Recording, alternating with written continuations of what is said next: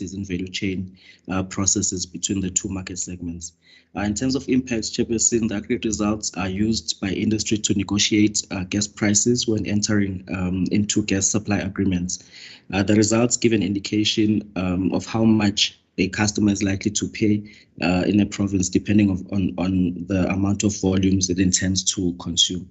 Chairperson, we therefore recommend the PGS to note the aggregate results for pipeline customers reflected in Table 4 in the cover submission, and the aggregate results for CNG customers reflected in Table 5, and to request the PGS to approve the publication of the RFD on the NESA website. Thank you, Chair. Thank you very much. Members, the submission is before us for noting. I will take any questions, guidance from the members, if any, by show of hands, members.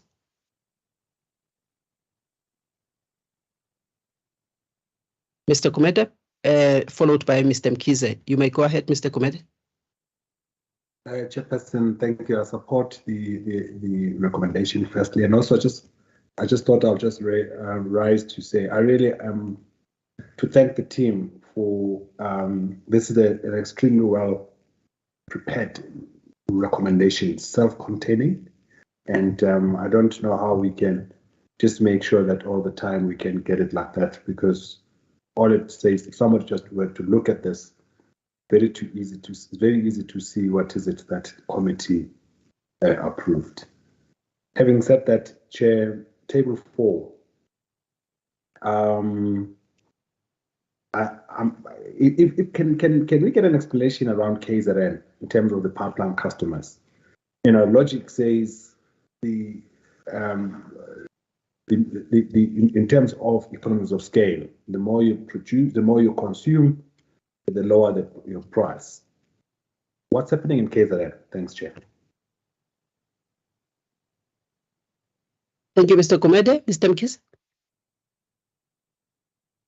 Thanks, Chairperson, and thanks to the presenter. I'm partly covered by what Mr. Kumede was asked, but I also would like to also check. Secondly, it's the if I look, for example, at the class 2, you look at Mpumalanga, the class 1 and class 2 in comparison, and one would like to understand why they would be in the manner that they are in, because one looks at the issue of the fairness of price, and yes, we are presenting the prices as they are, but I thought we would go further and look at what then do we seek to do in line with the paragraph 5.3 in terms of the recommendations that will things that would assist to move the price towards being fair, or to a situation where that we think that the price would kind of influence the uptake of gas and therefore help gas to break through the threshold and become and claim its rightful space in the energy mix in the country. That is the aspect that I'm not getting I mean, like, clear on. It's more like a presentation of the facts. So if they can assist me with that, thank you. Thank you, Mr. Mkhize. Ms. Makota and your team, may you please respond to the questions? Thank you, Madam Chairperson. Perhaps as a way of opening the response to this, the aggregate results that we have before the PGS committee, it's showing the changes in the methodology. You will recall that previously, before 2020, the methodology was based on the price indicators approach. And after 2021, NERSA then approved a new methodology, which was then implemented from 2021 until to date.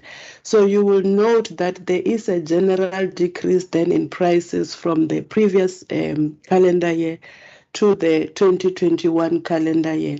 Now, with regard to Table 4, that Mr. Gumede referred to for KZN, you will note that in Table 4, there is a decrease by an average of 14% with all the classes, with particular major decrease of around 68% with Class 1 customers, and with Class 4 and 5 having an increase by 30 to 40%.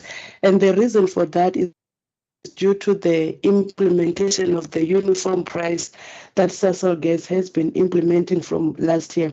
Sasol Gas has been implementing the same price for everyone, meaning then that those customers that were paying very high, their prices decreased, and those customers, especially customers from class 4, 5, they then experience an increase in price because their price now has to increase in line with that uniform price implementation by Sasol Gas.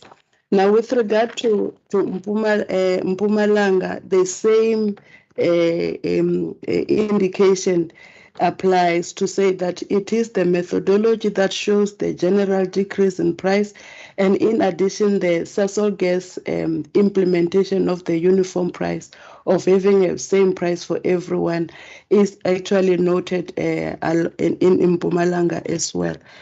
Chairperson, I think I'm going to pause here. Thank you. Thank you. Maybe you have forgotten to mention the other suppliers there so that you can explain that aspect or that scenario in classes that consume more, where one would have expected that the price will be lower. Perhaps you need to also indicate, I mean, in KZN, you've got another supplier there that has a slightly high market share. And you must remember that its price is not the same as the one in terms of the maximum price that is available to the public, is not the same as the one that is charged by the dominant supplier. With the dominant supplier, all prices were below 100 rands per gigajoule. All the maximum prices were below 100 rands. Now, with that other supplier, you need to then come in there because the price was slightly higher. So this is an average and aggregated results. So surely that aspect, because of its presence in KZN, must have impacted these prices here. Can you maybe assist also with that, Mr. Mkhize? I'm not sure if it's a follow-up on this particular aspect at this stage. If that is the case, I will then allow you to come in, and maybe Mr. Gumede wants to add so that Ms. Makoda can then come in and finalize or provide the final input. Thanks. Yeah, maybe I'm missing it somewhere, Chairperson, but I was hoping that there will be a presentation of facts. Here are the facts, yes, granted, and maybe a clearer presentation of what influences all of these things, because you also taking to cognizance the issue of this being aggregated, and explaining our misgivings, maybe not necessarily in the document, but in terms of now the submission itself, our misgivings about what is put forth, and then what kind of intervention would be required to ensure that there's fairness in line with what the regulations provide in paragraph 5.3 as you have out as it has been outlined there.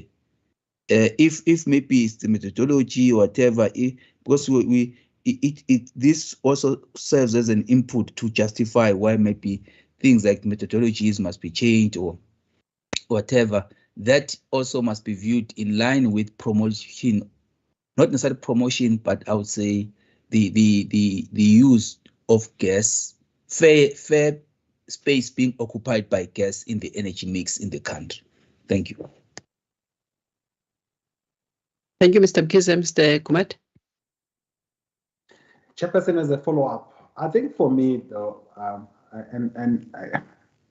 the explanation unfortunately doesn't, to me, doesn't make sense, because for me, uniform pricing would have at least indicated that for the pipeline customers, who, that's again, unless I'm getting it wrong. I mean, I assume that pipeline customers, there's only one pipeline, as far as I know, that services KZN, which would be that the Lily pipeline. Now, that and if uniform prices are applied on that, you would have at least expect that at least you would have almost the same similar prices across the board from class 1 to class 6, if that's the issue. But if firstly my assumption is correct, that we are talking about the Lily pipeline here, supply. We are talking about the dominant supplier being the main supplier, maybe the people who are then, who buy from them and on sale might be different people. But at least the prices must kind of reflect that. That for me, it makes absolutely zero sense. That says, for every other province, Gauteng included, Mpumalanga included, there's a decline in prices, as would be expected. The more you use the economies of scale, that means your price, your unit price comes down. But for KZN, it's going up. Chairperson, I'm not sure I actually understand it. And I'm not saying it's a failure of us who haven't done something here, but it must be, perhaps we can be highlight, we can be, I don't know, taught in terms of what is it that we are not understanding, because that to me, as far as I'm concerned, does not make sense, Chair. Thanks. Thank you. Thank you, Mr. Kumede. Ms. Makota, please, can you assist the committee here to understand the situation in KZN? Because with all other provinces, it is clearer, because you can see even with Gauteng, even from class 1, that they will pay a slightly higher price, but as you increase the volumes, the consumption, the price comes down. So it's not the situation in electricity where you consume more, you pay more. Here, if you consume more, you pay less. So you can see that in Gauteng. You can see it also in all of the other provinces. But in KZN, can you explain what is happening here in terms of the calculations? Please get straight to the point and also touch on the question asked by Mr. Mkhize so that we can save time, please. Thank you, Chairperson. Chairperson, in terms of Section 22, we have the different differentiating features there, and volume was then used by the licensee in such a way that the more volumes the customer consumes, the lesser the customer pays. However, with the changes in the way that the licensee is now implementing its differentiating features, they are implementing it in such a way that that volume differentiating features, they no longer implement it, such that you have customers, for example, traders that buy gas from Sasol Gas for the purposes of reselling it to end user customers. So it means they no longer enjoy that discount that used to come with that differentiating feature. Ms. Makota, you're going far, Ms. Makota, because that situation will not happen, because you want to single out one supplier, and that will not be correct. Why? Because that one supplier you are talking about, the maximum level, the price that was approved for that supplier was not above 100 rands per gigajoule. So what you see here, which is above 100 rands per gigajoule, can never be, even if that supplier charged at that maximum, it will never be at 148 or at 137, because the price of that supplier at a maximum level was not 100 rand, or it did not even reach that amount. So that explanation is not correct, because it's something else. Remember, that's why I gave you guidance to say what we see here is not the aggregated price for a single supplier.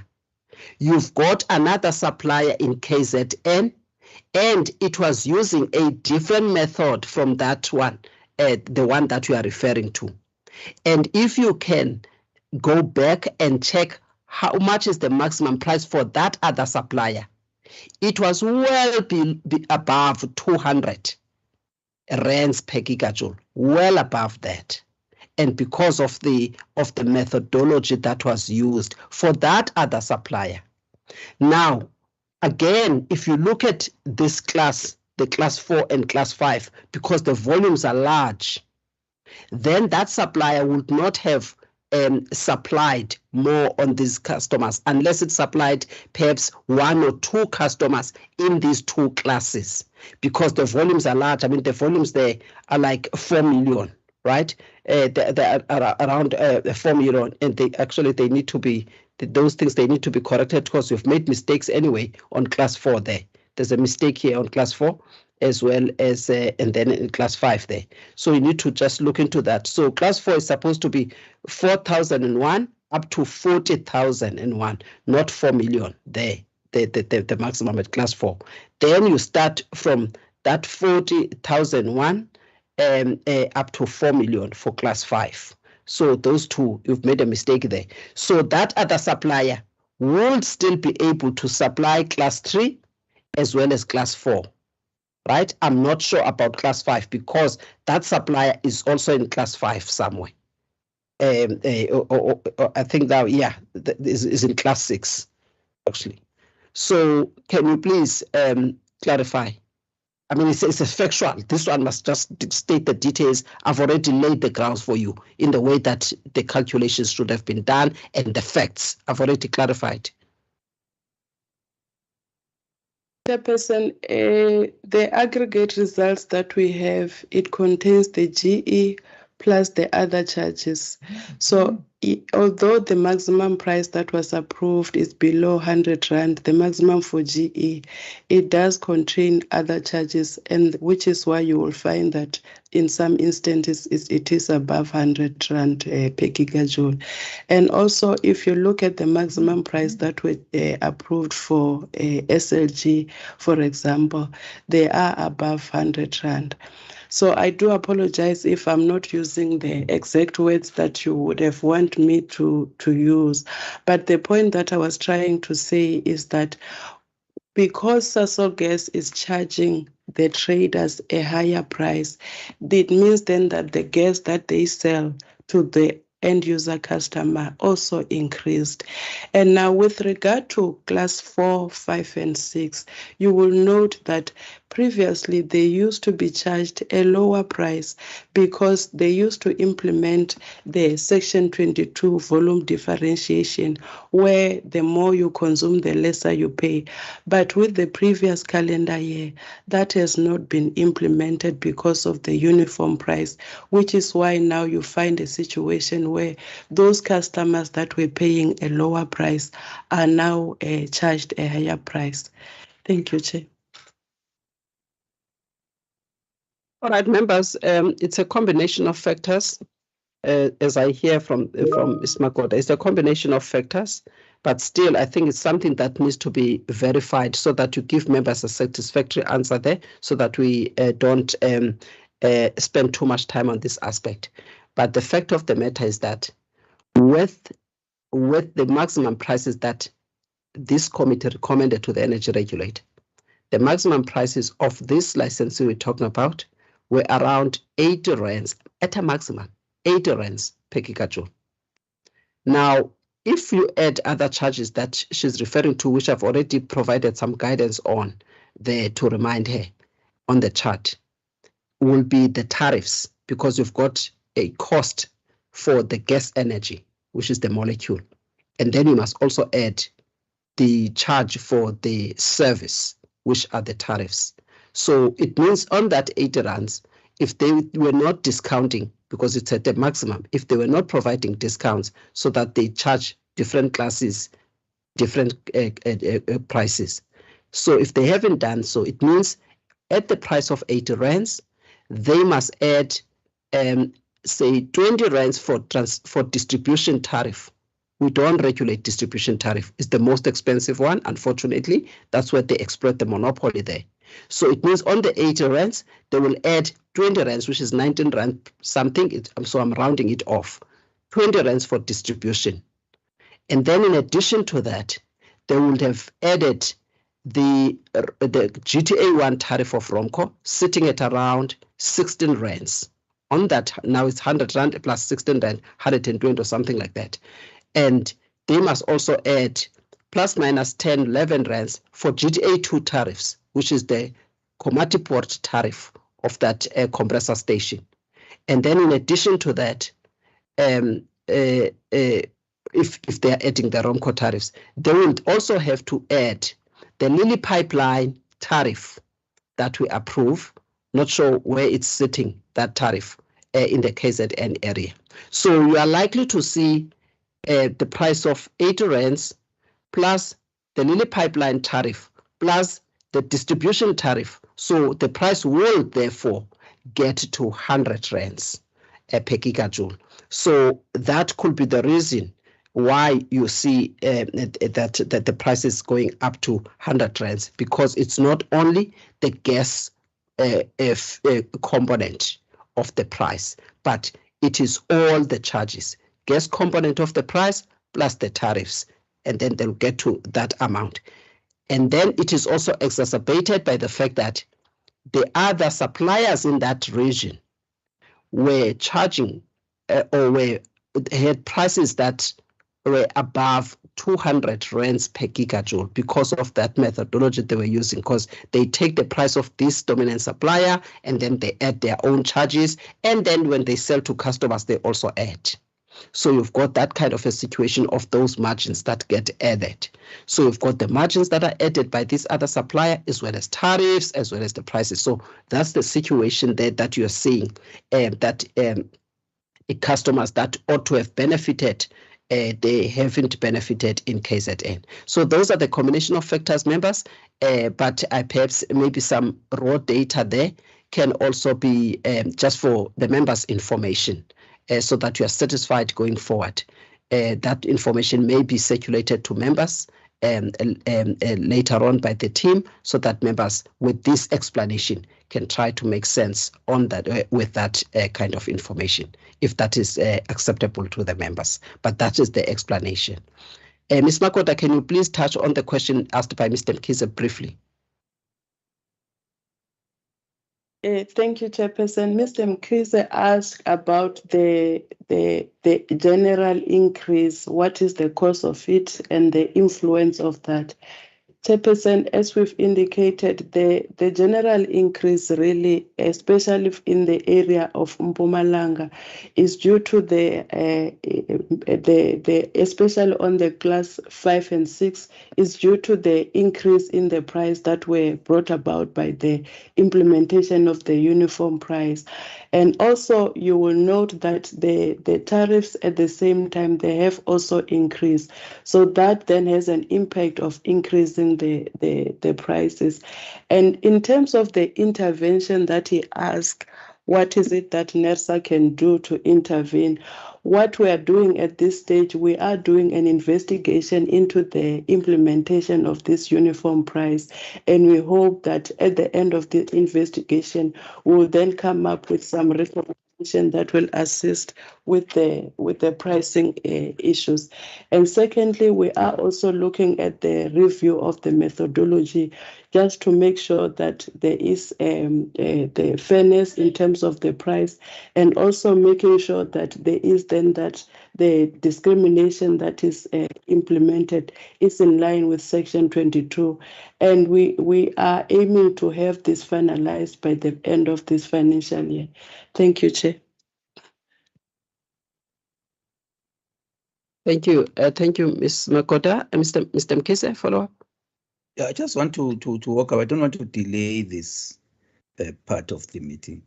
But there's been an identification of the challenge in terms of the economies of scale, right? But there are other problems that could be coming in. So I support the issue of the sharing of also the input data that then gets aggregated.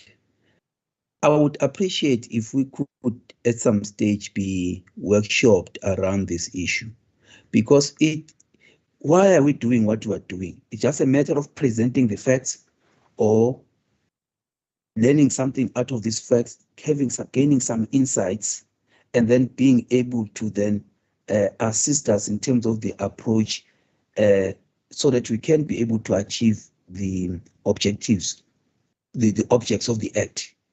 For me, that the latter part is even more important, because it seems like here, this is just to inform the customers in their negotiation processes to understand what ballpark figures to look at. But I'm saying that should not be the only intent for us as a regulator that is striving to become more effective and efficient. Thank you. Thank you, Mr. Mkhize. Members, if there are no further questions, then I think the points there are very important, that those points that Mr. Mkhize mentioned, and also just to provide some comfort also to the members in terms of understanding the scenario, because it is the first time that one will then see an increase on the price when it comes to customers that are consuming more, of which customers, according to the legal framework that we have, those customers are supposed to be paying less. However, the situation that we see here suggests otherwise. So therefore, it is an issue that needs to be looked into carefully. And also, and that is the issue that we see in KZN, and to a certain extent in Mpumalanga.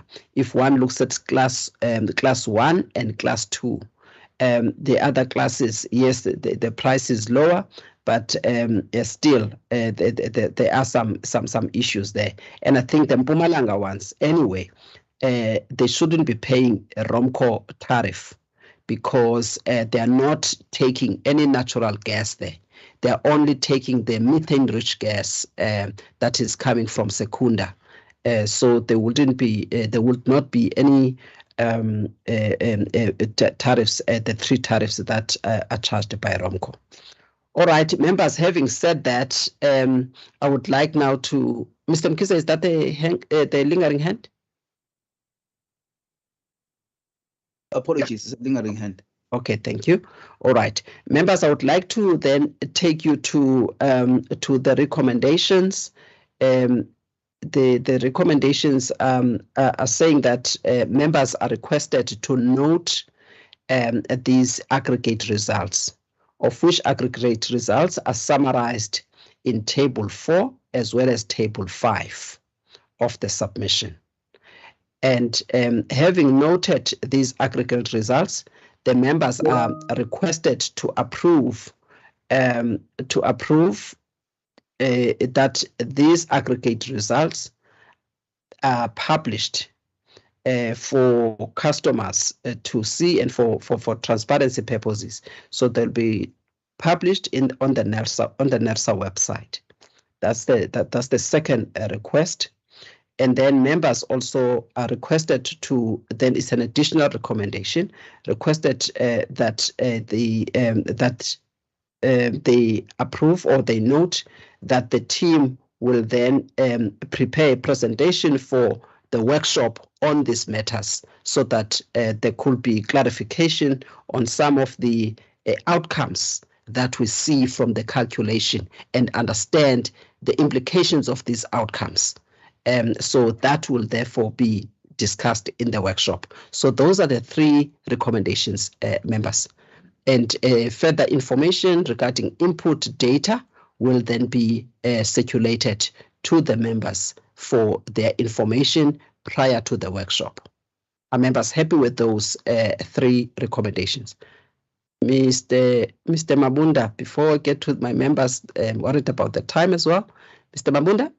Chair, just a quick one. In terms of the proposed workshop, can we please put timeline? When are we expected to have this workshop?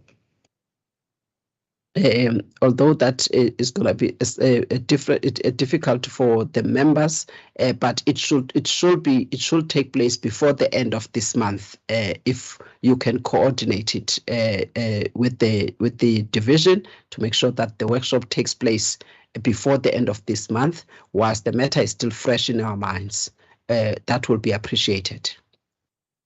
Members, may you please show by raising your hands that you support the 3 recommendations on the noting of these aggregate results, noting the workshop to be organized, as well as approving the publication thereof. Thank you, Mr. Kumede. Thank you, Mr. Mkhize, and thank you, Advocate Sithole.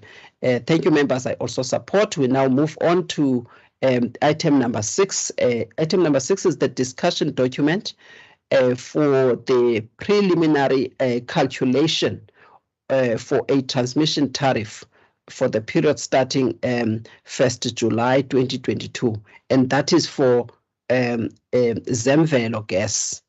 Please introduce the matter, and I'm giving you 2 minutes to do that, to touch on the key issues on this matter. Thank you, Chair. As stated, the report is a preliminary assessment of Zemvelo gas application for a tariff transmission for the period of July to 2021 to June 2030. A few key, I'll take the matter as read. A few key aspects just to highlight on is firstly the methodology used. The methodology that the licensee has used, it's a DCF model methodology that is based more on a hurdle rate perspective, and also what is the also key, it's the tenure of the period, which is a 10-year application period. Another thing from a cost perspective, from a cost differentiation perspective, is that it's the business model used. They're using a 10 key, hence the way that the cost is structured. From an assessment perspective, on our side, the differences in the calculations were mainly on the working capital, tax, REB, and the depreciation figures. These were mainly, from a work perspective, these were just purely timing differences from a sourcing of data, as well as some assumption differences from a working capital perspective, and a debt requirement assumption, perspective on their side. And then from a REB perspective, there's still some information requirement that is for us to actually finish up on to do a proper prudency assessment on there. And the costs of those, they have, there's also some double counting that we were seeing, but given the information for those sources, the costs haven't been included. So then going to the recommendation, we recommend that the subcommittee notes the discussion document attached and also approve its publication, as including the highlighted matters that are confidential, which is in paragraph 14.1. Thank you, Chair. Thank you. Thank you so much, Mr. Njezula. Members, yes, the tariff, this is the new entrant, and it is the first time that they apply for this tariff, and it is a multi-year tariff. The issue that I would also want to draw your attention to is the long period of 10 years for this tariff. If members could kindly comment on the submission, as well as the period itself, that is the 10-year period. for this tariff. I invite you members to engage on this matter before the discussion document is published for input or comments from stakeholders. Members, by show of hands. Mr. Gumede, I'll start with you. Please go ahead, and followed by Mr. Mkhize. Thank you. Chairperson, I must admit, on this one, I'm totally handicapped. I mean, I thought I understood tariff methodologies. When it comes to this DCF methodology to set tariff, I would need. I'm not rising to actually to comment necessarily, but to request a bit of education, maybe in a kind of a workshop for me. Because anyway, the minute something says DCF in a regulated environment for me, because discounted cash flows, as I understand, is linked to incomes. If we are setting a tariff using future incomes, expected incomes, that to me smells of a cycle, of a possibility of a cycling effect. So you use one thing that you're supposed to set to determine the income, but to use the income to actually set the very thing. But as I indicated, I don't understand this methodology. So my request is that if it's possible, that I be educated on it, please. Thanks. Thank you, Mr. Gumede. Mr. Mkhize. Thanks, Chairperson. Thanks to the presenter. I just wanted to understand here. There was a paragraph that talks to the exclusion of the provision for 5.17, the decommissioning and rehabilitation cost. I just wanted to get clarity with regard to that. If they're not allowed, where are they included then? And also, because if you've got the cost, it's then a question of the prudency of those costs, because if it's a DCF, then I take it that what is going to be more important is going to be the efficiency or prudence of the costs that are included, because they then move into the price in terms of the rigor in assessing that. Just to be clarified on that one, as you would appreciate that DCF is not a day occurrence in terms of the use by ourselves. Thank you. I note table 9, but I just wanted to get a clarification in terms of how that then gets included on an ongoing basis. Thank you. Thank you, Mr. Mkhize. Advocate Sithole. Thank you, Chairperson, and thanks to Mr. Njezula. Chair, mine it's on prudency assessment, which he said it's not yet being done. And I just wanted to check whether do we have a set time frame as to when will it be done, or should I say, will it be done by the time the public comment process is finalized or not? If he can just give me the timeline in terms of that. Thanks, Chair. Thank you very much. Mr. Njezula, can you please explain here? I think members are very clear in terms of their discomfort on the suitability of the DCF methodology, and even worse, when you look at the long period for the tariff that is requested.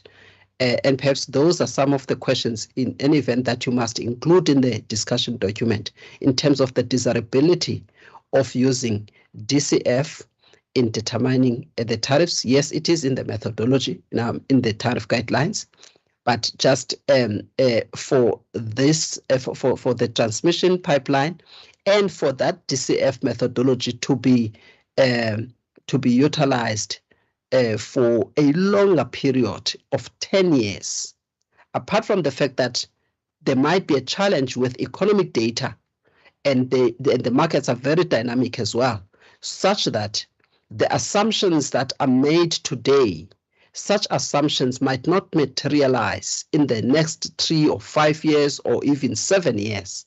So therefore, it will mean that whatever we do today or approved by the energy regulator perhaps in next month or whatever time period might actually be completely ineffective come 10 years time. So that again is something that we must also keep in mind as the energy regulator, particularly also when we use the DCF, the discounted cash flow methodology. If you could kindly then just respond to that question on the suitability or desirability of this method, as well as this 10-year period. It may be that is something that in the methodology is meant to incentivize new entrants, but for what period? Because new entrants are supposed to be established within 2 years. At least that's the parameters in other jurisdictions. So if you can just check that as well. Sorry, comment to that, as members would like to get comfort with this kind of assessment at this point. Mr. Njesul?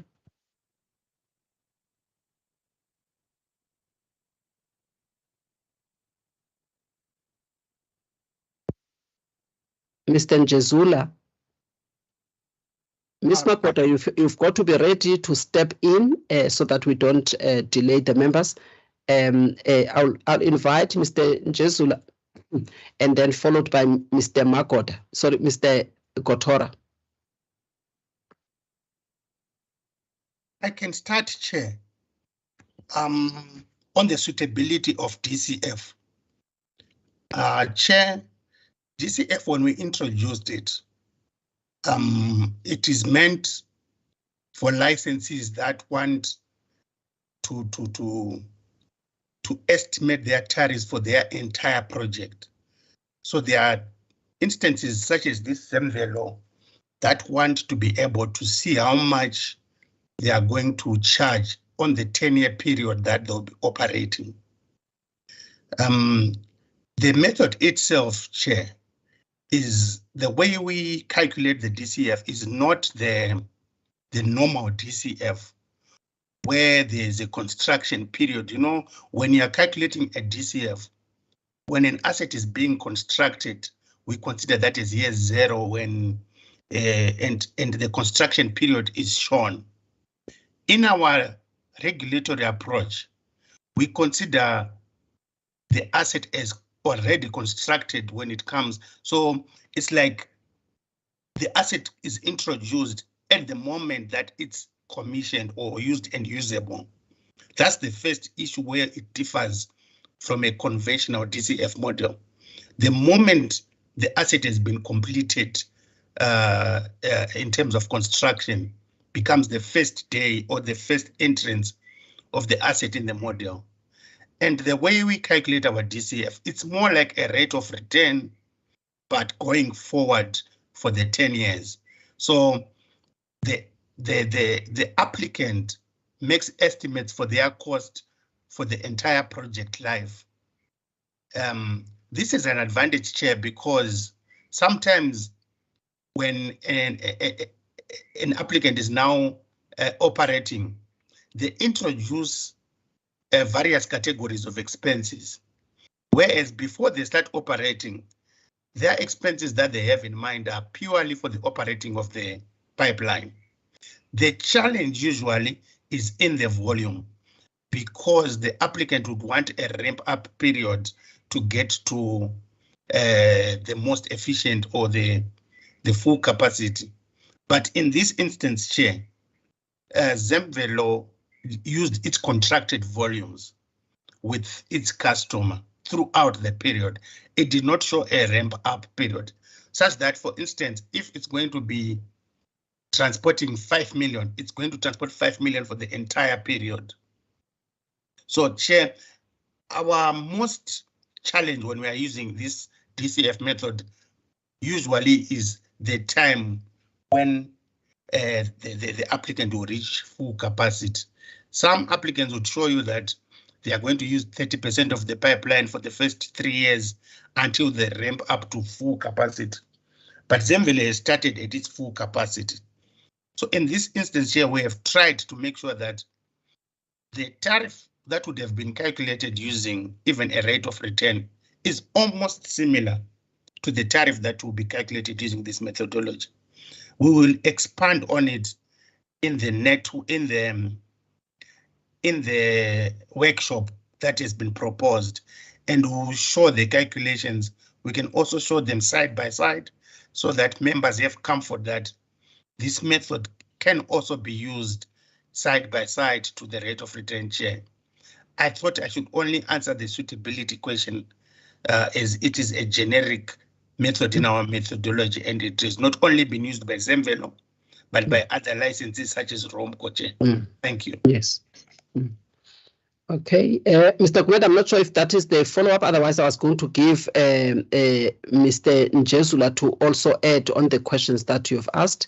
But I can allow you to come in so that Mr. Njezula can also cover the point that you may want to put forward. Chair, it is a quick follow-up. I think for me, from what Mr. Kotora is explaining, the fact that you don't have year zero in terms of DCF, it doesn't take away the issue of a possible use of DCF. In terms of dividend yield methodology, you do the same. But I think it was more for me the question, and maybe this is better handled when we do a workshop.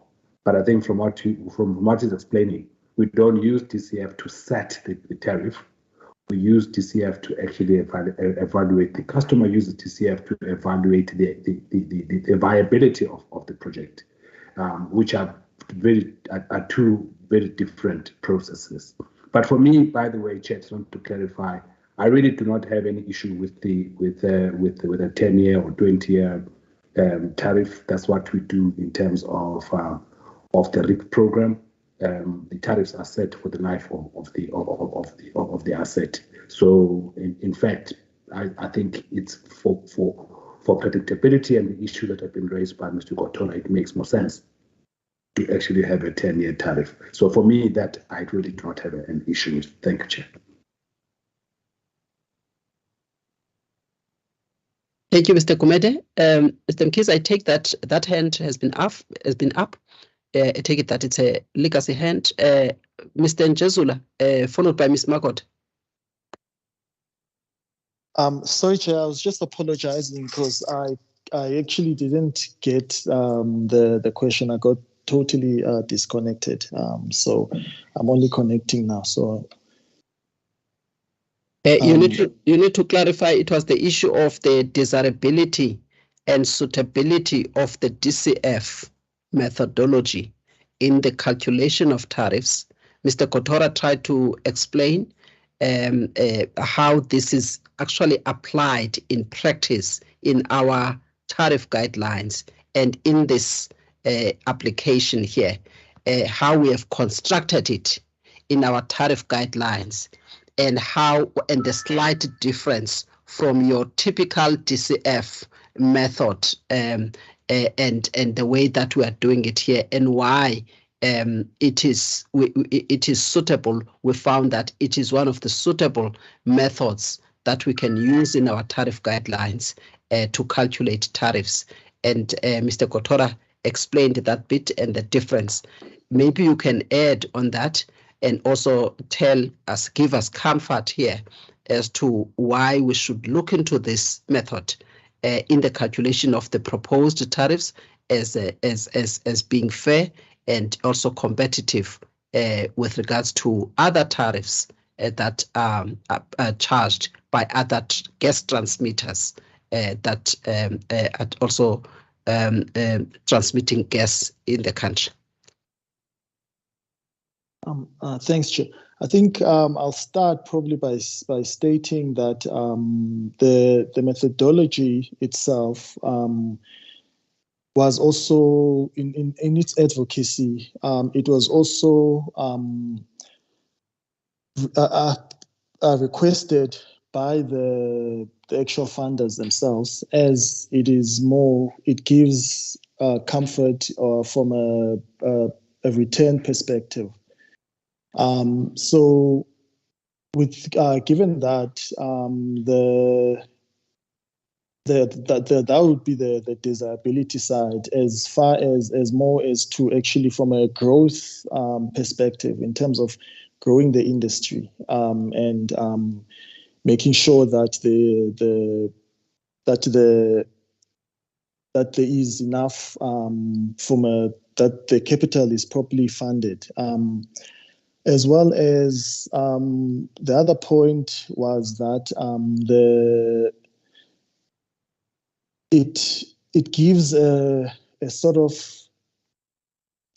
also from a regulatory perspective, I would say it's also it gives although there's a guaranteed return that both the equity funders and also the debt funders are concerned, as well as from the perspective of, I think from a perspective of from a funding perspective, as well as from a regulatory perspective, Chair, given the transparency of it, I would say those are the two biggest advocacy for it.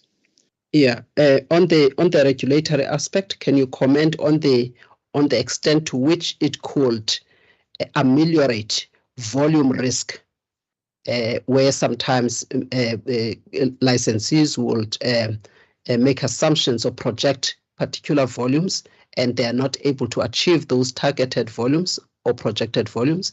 How does this one come in to limit that risk in terms of what you have calculated here, just from a regulatory perspective?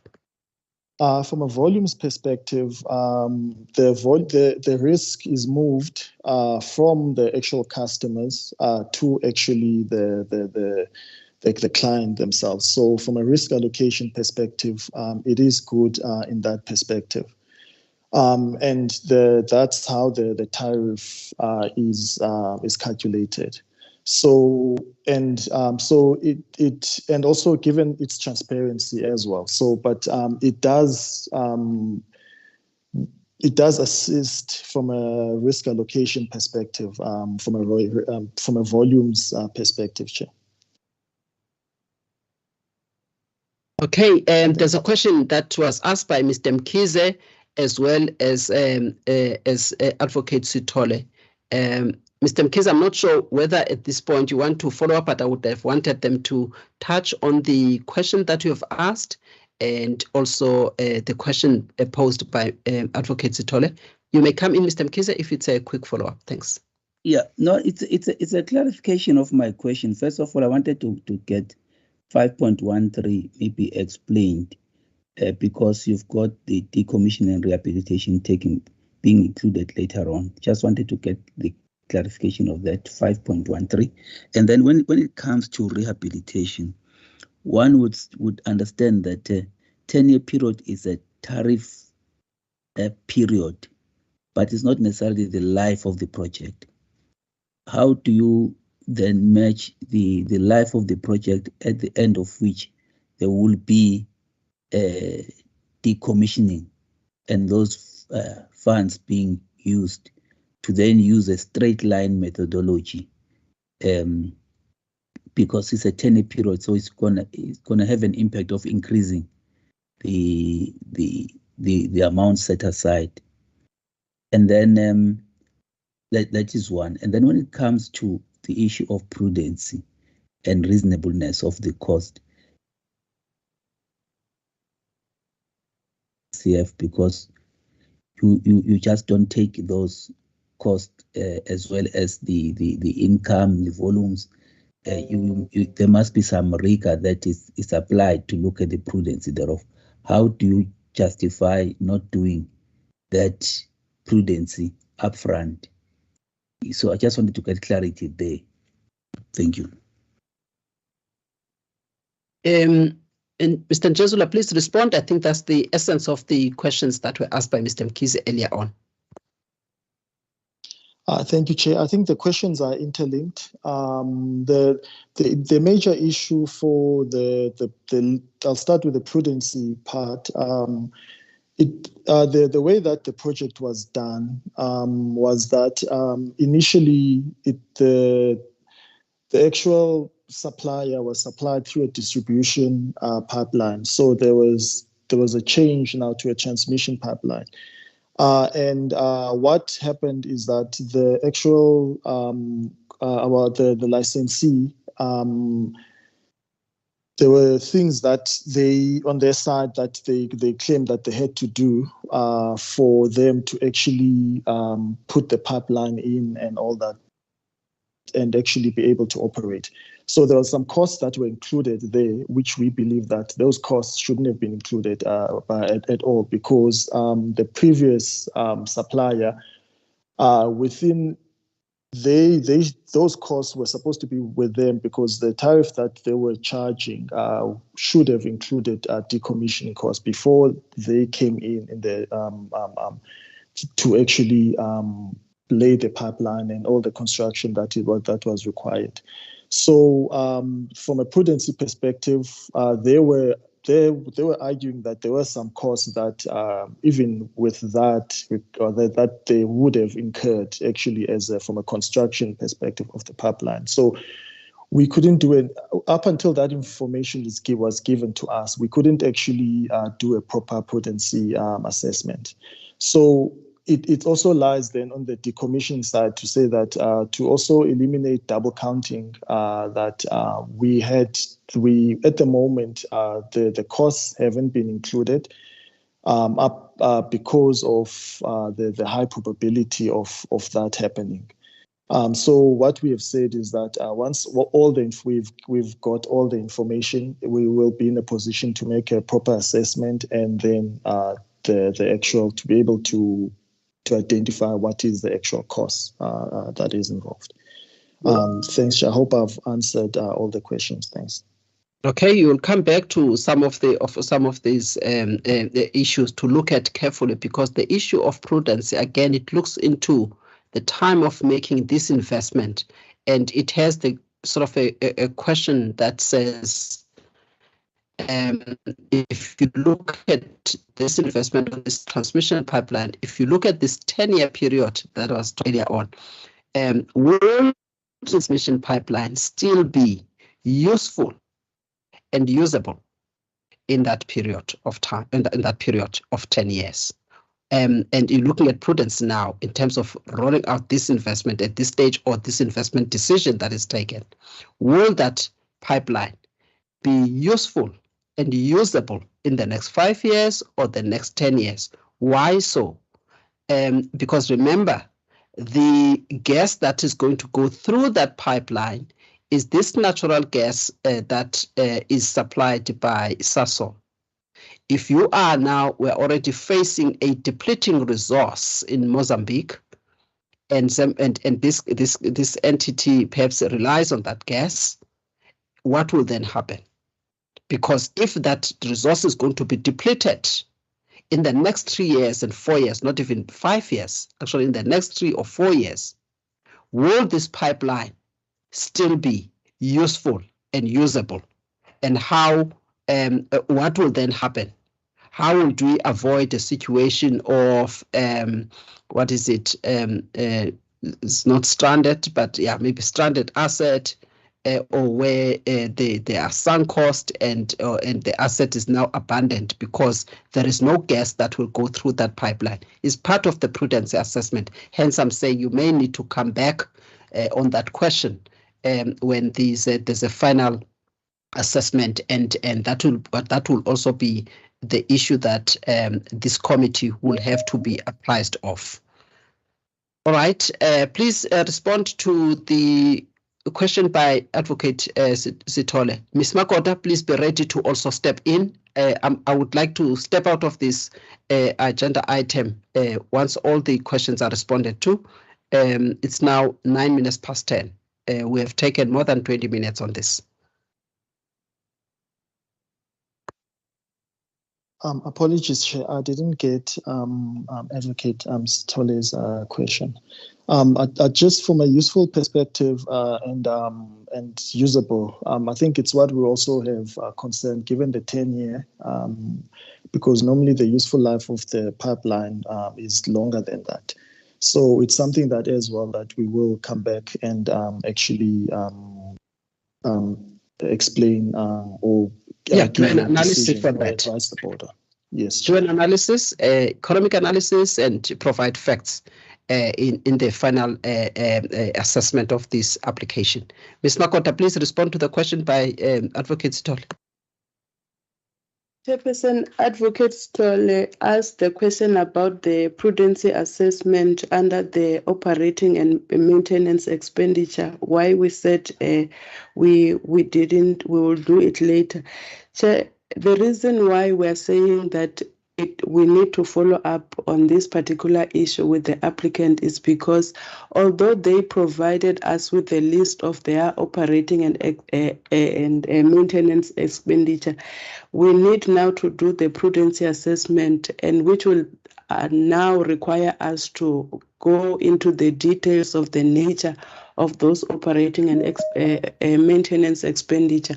So we are saying that we will follow up and we will include the information in the final assessment to the PGS. At this stage, we are basing the operating and maintenance expenditure on the information that we have, and that is presented on the table under the operating and maintenance expenditure. Thank you, Chair. All right, thank you very much. Members, I would like to then go to the decision that is required from us. The matter will still come back to the committee for the final decision. Today, it is the decision that is required from the committee is for the committee to note the preliminary assessment or calculation that the team has done based on the application, and also the issues that are involved in this application, and put it out there to stakeholders for comment. So members are required therefore to note this discussion document and also approve that it be published for comment by stakeholders. Are members happy to approve as well as note? By show of hands, members. Thank you, Mr. Gumede, Mr. Mkhize, and Kisitole. I also note as well as approve, and the document will come back and address all the issues that are raised by the committee today.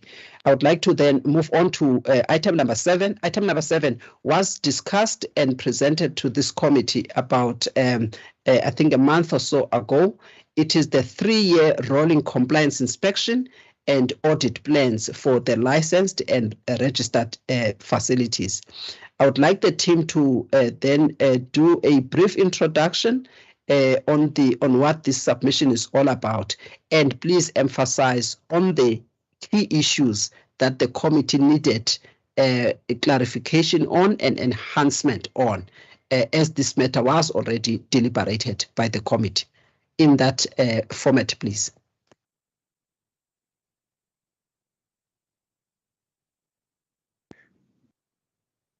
Yeah, thank you, Chair. I think Mr. Sekgopolo will give us a brief summary of the enhancement that the team made on the submission.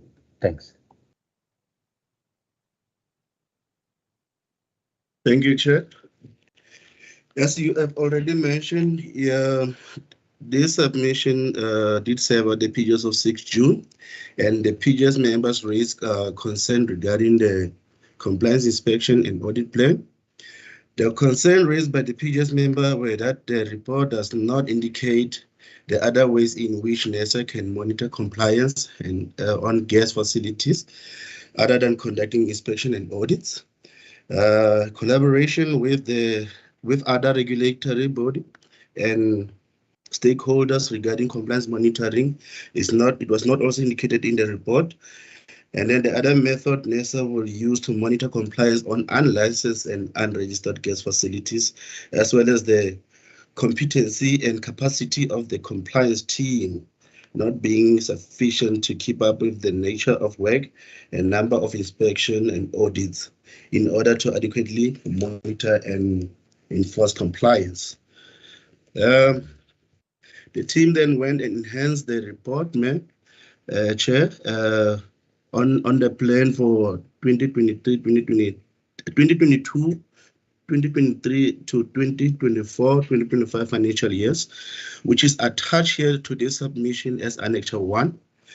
And then the enhancement are in paragraph 5.1 to paragraph 6.123, which is from page 15 to page 20 of the attached plan, as well as paragraph 7.5 to 7.13, which also include item 4 in table, item 4 to 11 in table 4, from page 20 up until page 24 of the attached annexure. Ma'am, the first issue that the member have raised was that the ways in which we do compliance, other than like conducting inspection. We did indicate that if you go to the page 5, paragraph 5.1, as we have stated in the report, whereby we do request information from licensee with regards to condition of the license. It is with the transmission license, it is condition 12, and with the distribution license is with condition 19. Condition 12, that is the transmission, and then the LNG, it is condition 19 and 10 for the CNG, where we request licensee to provide information, such a form and manner, and at such time when NERSA may require in performing its duties or function under the Gas Act. The information we normally request, ma'am, is to do with the annual financial statement, consisting of the balance sheet. You must summarize, take the report as read. The members must have read the report. Take the matters as read. You've indicated the pages, do the just at the high level, that how we actually source that information, that we have a structured way of sourcing that information so that it's not only inspections, but also structured in the sense that it's requested through license conditions and also other media platforms where, for instance, there's an issue with the pipeline or other licensed facility. And okay, please go to other pages and other issues. Okay, thank you, ma'am. As you've already mentioned, like how we source other information through media, we also do that. Now, with regards to the collaborating with other regulatory stakeholders, NERSA is in the process of like developing MU between Department of Labor, and that is to do with the safety aspect, which is the MHI compliance on the license infrastructure. And then as well as that, we have also an MU between that we are developing between NERSA and SAGA. That is also to do with the safety, more especially on this one, because SAGA is the legal body that look into the pressure equipment safety. So we have an MU that is ongoing, we are about to complete. And then we're also developing an MU with TNPA. As you know that they are the port authority here in South Africa. So we are licensing LNG, which is brought in through our shores. So like we need this collaboration with them in order to monitor compliance there. And then we are also pursuing other organs of state and other regulatory bodies such as SALGA, as well as the NRCS, to join in the MOUs with NERSA. The other issues that we need to improve, to enhance, which was raised by the PGS members, was like the competency and capacity of the team that is conducting the compliance inspection, because like the members were of a view that like the nature of work required here, as well as the number inspection, is too much for the team. And then we went ahead and enhanced our team. If you go to table 4 on page 28 of the submission, previously we had only 4 members on the team. Now we have increased that to a total of 11. We have included some other people from the one that process the licensing in our department, GLC. We also included finance, from GPT, 1 member, as well as from the gas competition and market analysis, 1 member, as well as from legal advice. We've also have 1 member, as well our GAR legal advisor, the senior legal advisor, is also included here. It should be noted that the team, they call this team, is made of the 4 compliance team, the first 4 compliance team members, and the other ones, the added here, are just supporting members who assist in conducting compliance, and in order to ensure that we adequately monitor and enforce compliance in accordance to the Gas Act, the license condition, rules, regulation, and other laws. Yes, so this, and then we also indicated that. Just wrap up, please. We also indicated that we'll also be attending some trainings in order to bring the team's capacity up to standard. And then with those enhancements, we therefore require the PGS members to approve the plan. Thank you, ma'am. Thank you. Members, the report has been enhanced on the areas that the members requested that the team looked into. It is here then for approval for the 3-year rolling plan. Mr. Mkhize, you may come in.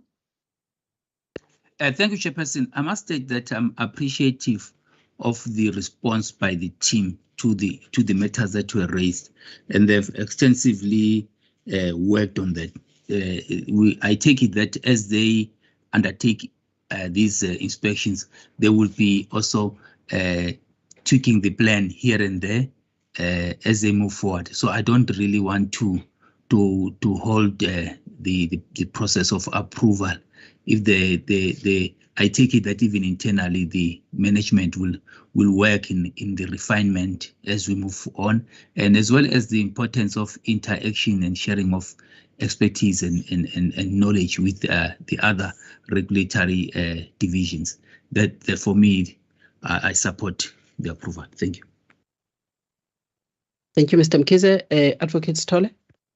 Thank you, Chairperson. Thanks to the presenter, Chair. I do support the noting of the report.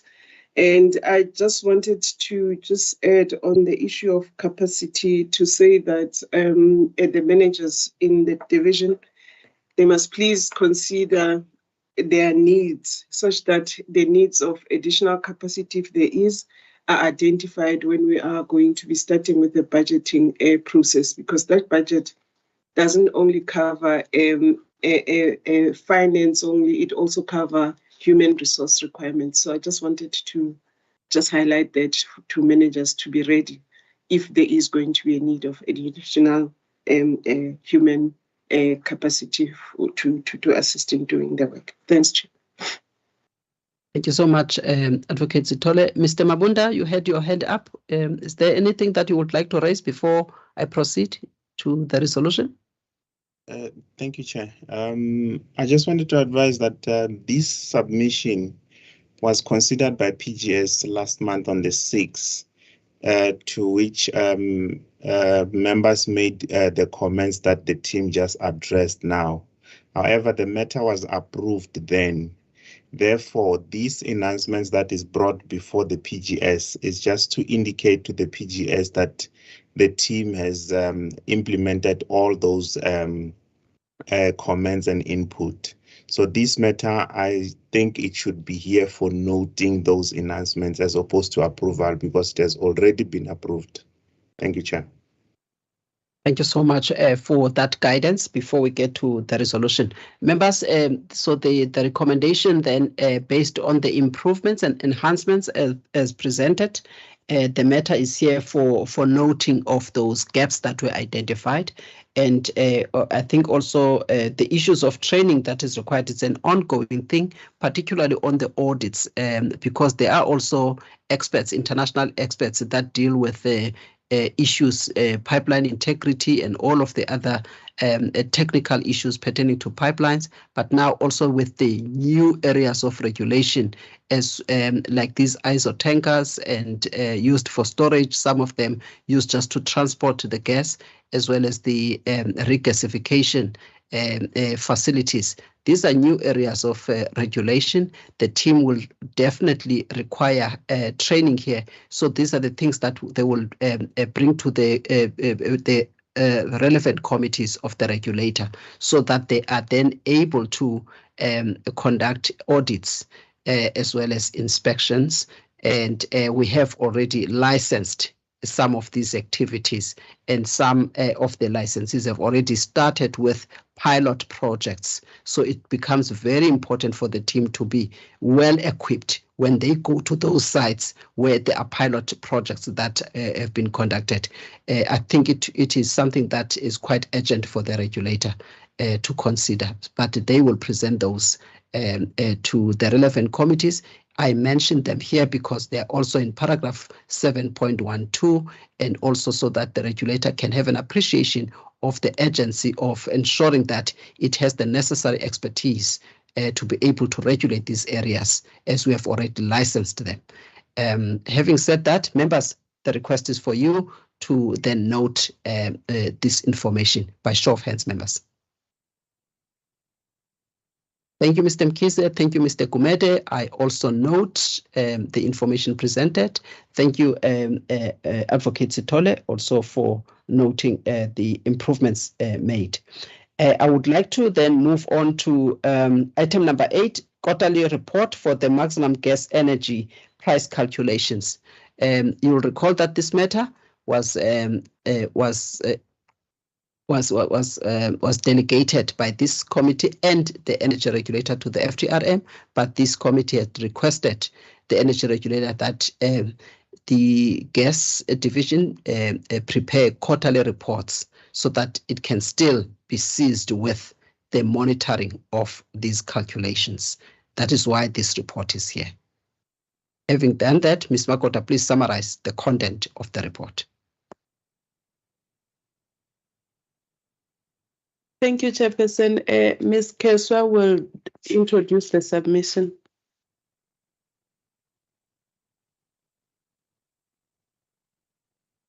Take it as read, just go straight into the content of the report, please. Chair, it looks like Ms. Makota, please do that. Yes, yeah, Chair, I will introduce the submission. This is the quarterly report for the GE calculations that were done for March, April, and May. Chair, the reports do indicate that the South African gas prices are affected by the international gas prices that are used as benchmark.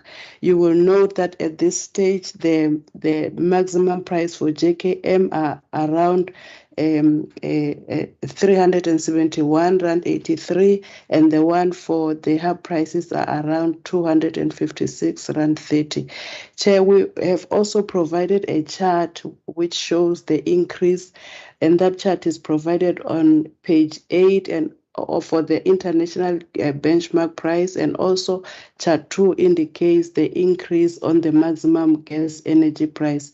We are requesting the committee to note the reports. Thank you. Please complete it with what you are doing in dealing with these excessive increases, which are triggered by the unprecedented energy price crisis happening internationally. What are you doing with them, if you also said that they are affecting the South African gas market? Yes, Chairperson, what we are doing in terms of intervention from the NERSA side, we are undertaking a review of the methodology because we have realized that there are unintended consequences that are brought about by this excessive increase in the international gas price. And therefore, we are looking at our methodology just to make sure that we cushion the customers against this excessive gas price.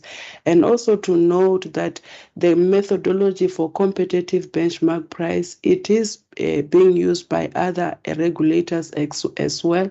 However, at this stage, most of the regulators are doing this intervention just to make sure that the customers are not excessively charged.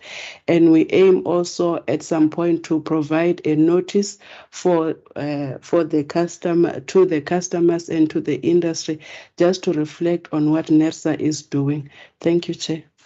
Thank you very much. Members, the decision that is required is for the members to then note those calculations that were done in the past 3 months and also the implications of the outcomes of those calculations. The matter is here for you to note, members. If there's any question, clarity, or guidance on or improvements, members, you may raise your hand to indicate so. If there's no question or guidance or any areas of improvements, members, then I would like to then take you to the decision that is required, which is then to note the quarterly report, which covers the past 3 months, which is the month of March 2022, April 2022, as well as May 2022. There is no June here, and that recommendation is on page 10 of the submission, item number or paragraph number 12.1. By show of hands, members, if you are happy to note the calculations. Thank you, Mr. Gumede. Thank you, Advocate Stole. I also note, Mr. Mkize. Thank you very much, Mr. Mkize. All right, we step out of this agenda item and we move straight into item number 9, which is now the report on the licensed gas infrastructure uploaded on the ArcGIS system for the maintenance of the gas infrastructure database. Please introduce the submission, take it as read, indicate the strategic purpose of this submission and what you have actually done to make sure that the database is maintained and updated, and what is the positive outcome of that exercise. Please take us through that. Thank you, Madam Chairperson. The report is on the progress made on uploading licensed gas infrastructure on the Geographic Information Systems geodatabase for the purpose of monitoring the gas assets and also monitoring the growth on the regulated gas industry. So in terms of the piped gas, what are the developments? So you will have noticed that Igoli Gas licensee have applied for amendment to conditions of trading in gas, which resulted in addition of 3 customers for the licensee. And the addition of these new customers necessitated construction of new gas facilities, which is distribution facility in Benoni and a transmission facility in Elandsfontein. The details of construction of these facilities will be covered on the next item of this agenda that will be presented after myself. And in terms of the liquefied natural gas, what we've seen is I have mapped 16 storage sites as shown in figure 6 of this report.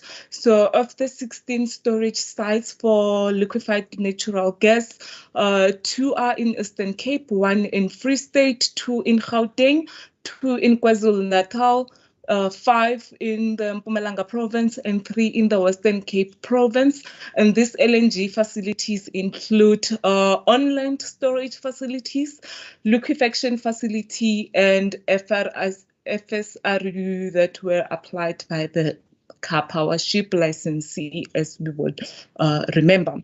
It is important to also note that these LNG facilities are not yet operational, but they are proposed to this stage.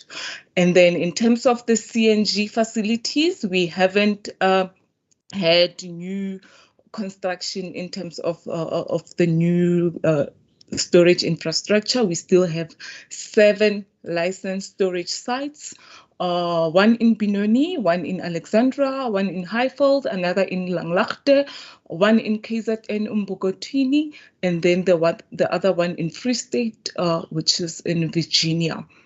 Okay, so what we've been doing is we haven't been focusing on gas only. We have also provided GIS support to our other sister departments like the petroleum department. So what we have done for that department is we have created a monitoring dashboard for their petroleum storage sites. So the dashboard is interactive and is being accessed via a web browser using login details, which is accessible by other PLC members. So if they need geographic overview of their facilities, they log in on the dashboard to get the information. We also have the monitoring dashboards for gas, for LNG and CNG, and then we are also developing a dashboard for monitoring customer meter stations inspections. And we also have developed an interactive dashboard for the electricity department, which gives them information on electricity supply authorities. They can easily see which areas are supplied by electricity by either municipality or ESCOM. So I would like for the piped gas subcommittee to note the report on the licensed gas infrastructure uploaded on the ArcGIS geodatabase, the update on the ArcGIS presentation on municipal tariff application by the Electricity Pricing and Tariff Department, the update on the presentation of geographic spread of petroleum storage facilities included on the annual report presented by Petroleum Licensing, Compliance and Dispute Resolution, and also note the interactive dashboards developed for presenting progress on electricity supply areas by the ELC team. Yes. All right, thank you. Thank you very much for that comprehensive introduction. I allowed you to take more time because I think you are touching straight onto very important developments and aspects of the submission, and you were able to articulate clearly, the strategic purpose. Submission and the approach that NERSA is taking in terms of making sure that it keeps reliable and very important statistics as well as database for the infrastructure that we license. And I think it helps in many ways. So thank you for that. Members, the submission is here for noting. Is there any specific guidance from the members before we go to the decision? By show of hands, members. Mr. Mkize. Thanks, Chairperson. I'm very appreciative of this presentation from a point of view that it provides it's part of the MIS, which then is the Management Information System, which would inform the knowledge management moving towards intelligence in the entity. I would, however, appreciate if we can there can also be a clear demonstration as to where are we going to, how and the usability of this information, the usefulness of this information from the point of view that for me, when I look at GIS, it's about the layers that one then puts in that to make the information more useful and to understand in terms of the maturity of the system itself as to where do we stand and by when are we going to be at a desired maturity level in terms of the kind of information that will be embedded onto the system in various layers, thereby making it even more useful to the extent that afterwards, as the authority, there can be even aspects that are veiled to the public from a point of view of doing their plans and looking at the outlay. Even in licensing, in later years, it can serve as a very useful tool in deciding to approve or not approve based on the availability of infrastructure. Like would argue around the issue of the transmission pipelines and distribution pipelines to say, to argue and say, with regard to orderly development, we are of the view that a certain area is already congested or one area is in dire need with regard to planning, which will link with also Section 34 if one looks at the Electricity Regulation Act, when one plans and see where geographically or spatially certain infrastructure would be placed. So I may only note and really echo my appreciation and the need for the other divisions also to be on par in terms of running with the GIS and its usefulness. Thank you. Thank you, Mr. Mkhize. Advocate Sithole. Thank you, Chairperson, and thank you to the presenter for this submission. Chair, what I wanted to check, I see that we only have an agreement, SLA, with Esri South Africa for 12 months. And the question is, do we then believe that after the 12 months we are going to, or rather is the 12 months sufficient? And after the end of the 12 months, are we going to be able to continue with updating the system on our own without the use of or of a third party or being dependent to an external service provider? And also to get clarity as to whether Esri is still the only supplier in the country for the GIS software or not. Thanks, Chair. Thank you very much, Mr. Milatu and Ms. Ndebele. Can you please assist each other and provide responses to the committee? Take some of the comments as guidance and just provide responses to the other questions. Thank you, Chairperson. Thank you, Mr. Mkhize. In terms of where we are in utilization of GIS, I was really still at the development stage where I am trying to expand GIS from just mapping to also it being a management tool, like you've already mentioned. And at this stage, we have created dashboards for Petro PLC, and then we have shared with, I think it's 3 members of PLC, they can access it, and we will expand as necessary, and then we'll just enhance on what you've said.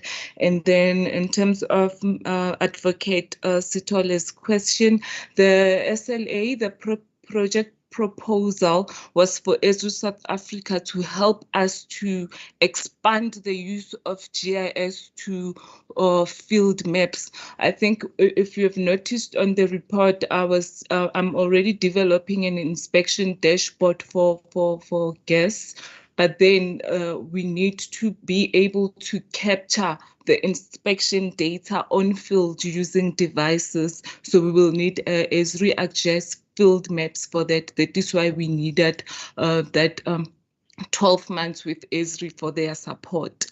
In terms of Esri is still dominant in GIS because the industry is growing to, like you're saying, you are growing to business intelligence as well. So what I've seen also other companies using is Microsoft Power BI, but then Microsoft Power BI does have a mapping capability, but then with Microsoft Power BI, it is more on statistics, and then in terms of GIS, there isn't a lot that you can do in terms of analysis. It is just representing your facilities, but there isn't a lot of geographic analysis that you can do. And then with open source softwares like QGIS, you can have geographic analysis, but then the catch is when you need to share this information with other departments. I think in terms of looking at other suppliers other than Esri, we will still need to do a proper research on that one. I hope I answered your questions. Mr. Tola, I'm not sure if this is a lingering. Okay, thanks. I think you are covered. I think in the questions that are asked by Mr. Mkize, thanks for the responses. I think in the questions that are asked by Mr. Mkize, maybe what you need to do, and also subject also from the from this committee approving that or noting that, I think you may need to just so that we know where we are now, because we are right at the beginning. And then we should also know where we are going and make assessments, and also be able to identify improvements in the system itself, and also be in a position to make sure that this system helps in other areas that we regulate. So what you then need to do, you need to come up with a submission that will outline phases of development of this system in taking us to that maturity level. So that submission must outline the phases. And then what you will do, each phase must then entail the activities and the timelines. You are now on phase 1, for instance, and you are going to state that you are doing the mapping, and also just taking, putting everything into the database, and that will be a continuous activity anyway, given the licensing activities. But it also helps in many ways in terms of ensuring that there will be competition dynamics that are coming out, so that you know where are the where is the infrastructure of other competitors, where are customers located, and who else has access to that infrastructure, or to even have access of to the customers of its competitors, which is also very good in terms of the competition dynamics. But also in terms of orderly development, linked to orderly development is the issue of infrastructure planning. So that must also be highlighted, how we're going to get there. And there's also issues that we've talked about before, the crisscrossing of pipelines and many other issues that may actually come out of what you're actually doing, which you stated in your presentation. So perhaps you need then to come back as a follow-up next month or in September with the submission that then entails the phases and the timelines, if members agree to that. And then with regards to the issue of that 12 months, I think those things, some of them, they can also be discussed later outside this meeting, and also with the CEO and myself, regarding maybe the continuous need for that support until maybe there are other staff members that can be trained in terms of using this this system, and also maybe look into the other systems that can be complementary to this one, like the Microsoft Power BI that you've mentioned, because it may actually enhance your analysis and the information that gets stored, even though it will not delve into geographic analysis. So do also keep your mind open to such systems. I think that will be the summary, members, given the inputs that were provided by the members. If members are then happy, I would like to go straight then to the recommendations.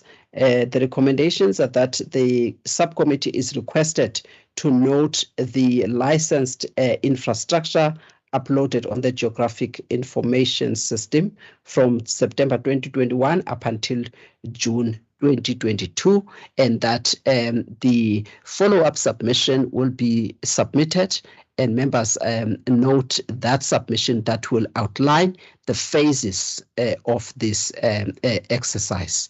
By show of hands, members, if you agree with that summary and the decisions that are required.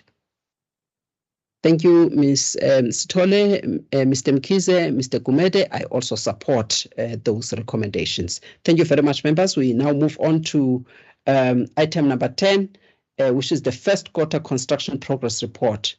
Please take the matter as read and just summarize on the main developments on that constructions, the progress on construction that took place during this year. Thank you, Chair. This is the first quarter progress report on construction licenses, which were issued by the National Energy Regulator of South Africa during the 2022 to 2023 financial year. The Energy Regulator has granted 106 licenses from September 2006 to April 2022 for the construction of gas facilities around the Gauteng, Free State, Mpumalanga, and KwaZulu-Natal province. Licenses have invested about 3.62 billion rands on the gas infrastructure in the Republic of South Africa since the inception of the Energy Regulator. The amount which has been spent on each project is illustrated in Annexure A on the report. At the current moment, the status of the completed construction licenses is 96.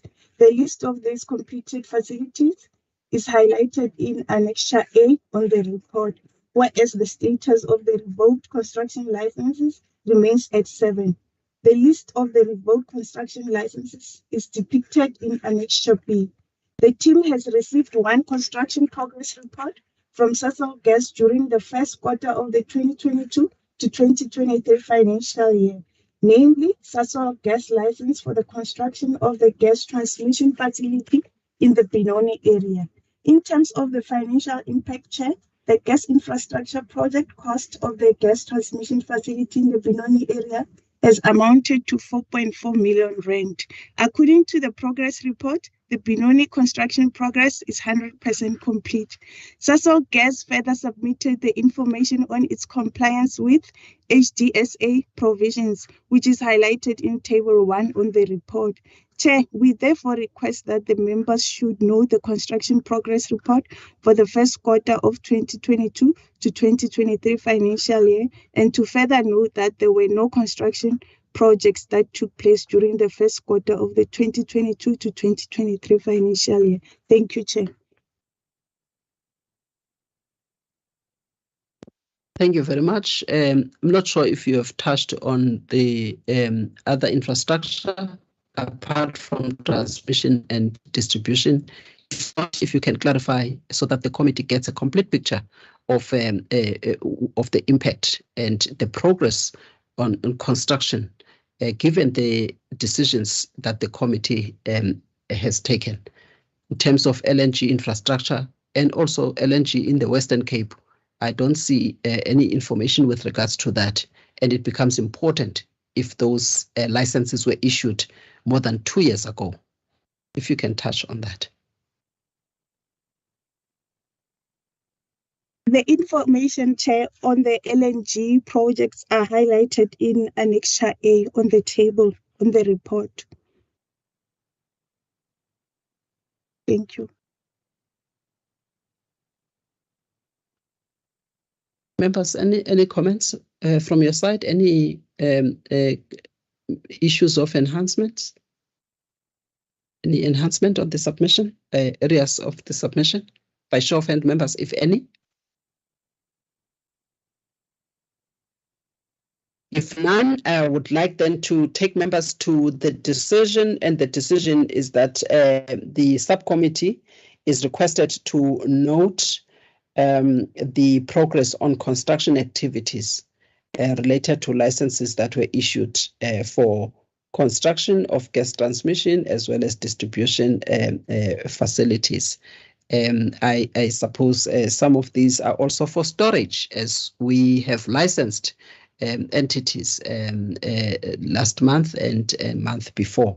So it becomes important that it covers those. And I'm hoping that the team will come back to the committee with regards to progress with on the LNG infrastructure in particular, as well as storage, as we have licensed ISO tankers to different entities that wish to import gas into South Africa through those facilities. Obviously, some of them will just be for operation, but when they get to the sites, they have also indicated that they will need to have regasification facilities for such LNG. So it is important that the team comes back to the committee with regards to that. All right, members, by show of hands, if you then support.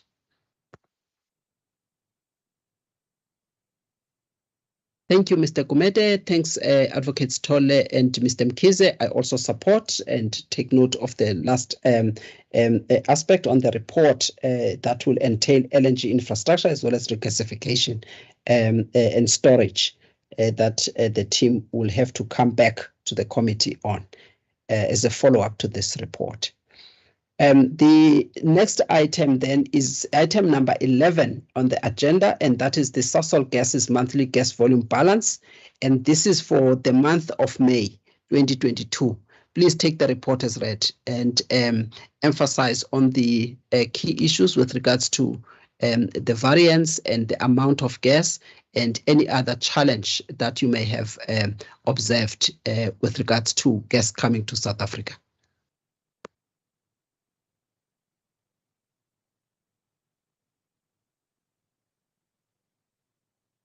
Mr. Melatu, please be ready for the committee. Okay, thanks, Chair. Ishak. All right. Okay, I'll present this, Chairperson. This is the volume balance report for May. As you know, Chair, that the expectation is for Sasol Gas to deliver 160.8 million gigajoules of natural gas per annum to the South African market in terms of GTA 1, 2, and 3. And this, Chair, translates into 13.4 million gigajoules of gas per month.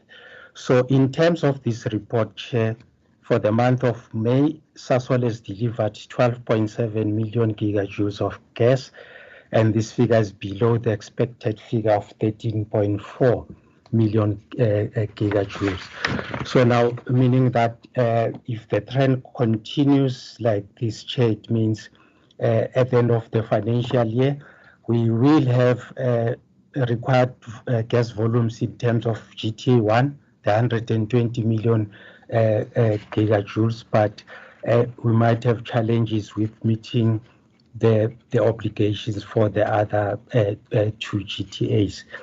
And the volume variance percentage, Chair, is minus 0.58, which is within the expected threshold, Chair. We therefore request the PGS to note the volume variance report for the month of May, Chair, and note that the variance for this month was minus 0.58%. Thank you, Chair.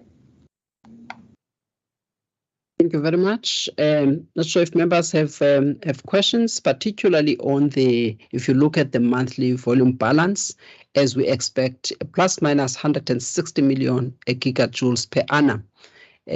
So if we see the shortfall, perhaps the trend will be important for the team to come up with that trend, at least for starting from April of this year or March of this year. To start, because we calculate it differently from what NERSA calculates.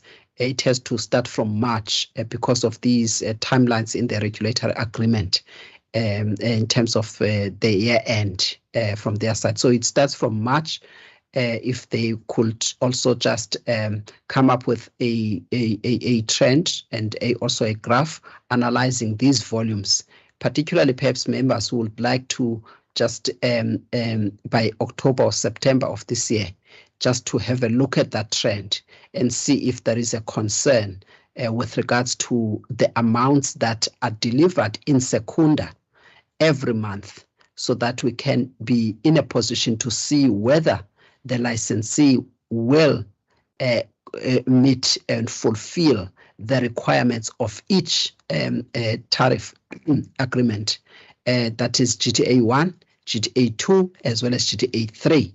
So it seems for now, with the gas that they delivered this month, it will only achieve the requirements of GTA 1 alone.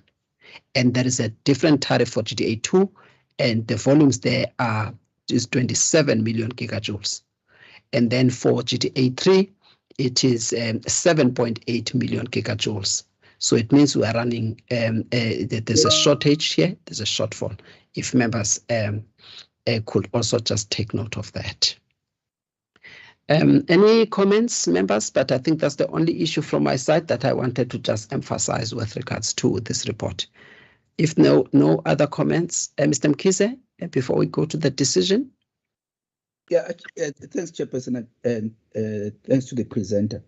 When it comes to that government of Mozambique, I think it should be announcement right there, the announcement there.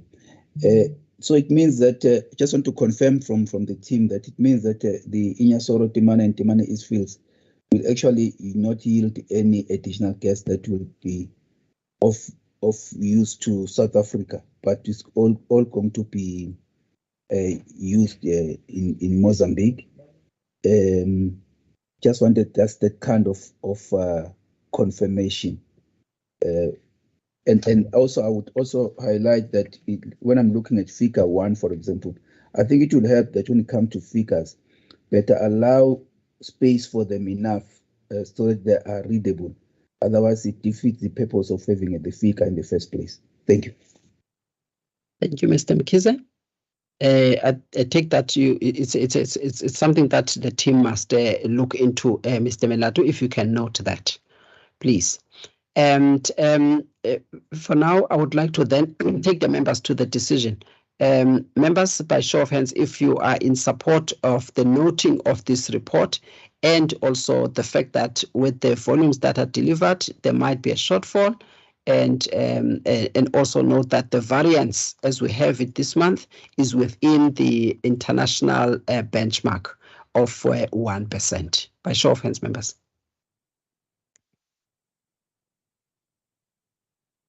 All right, thank you, Mr. Mkhize. Thanks, Advocate Sithole. Mr. Kumete has joined the other meeting at 11. It's now 2 minutes past 11. I also support. All right, members, that was the sort of last item for the open part of the meeting. I would like to thank all the stakeholders that followed the proceedings of this meeting today. And I would like to thank you for your time. And we will then go off live streaming at this stage so that we